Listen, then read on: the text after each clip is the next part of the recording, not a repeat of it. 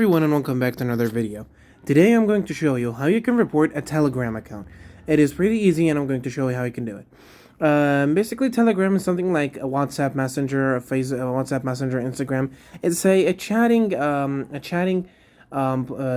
application that you can use, so you can a chatting application where you can, okay, something like as I told you, WhatsApp. But the thing is, the good thing about it is that it has communities way before WhatsApp had and Messenger and Instagram, and it has no limit in sending videos and files.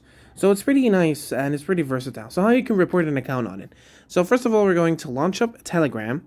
Now from Telegram, you're going to let's say I want to report this account. Okay, I'm going to click on it. Okay, and after I click on it, I am going to click the three buttons on top.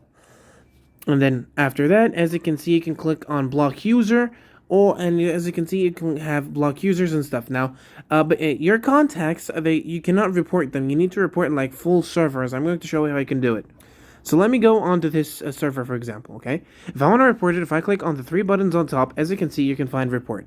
So once I click on report, I can report it. And yeah, guys, that was basically how you can report an account. So thank you so much for watching. Don't forget to like and subscribe, and I'll see you later.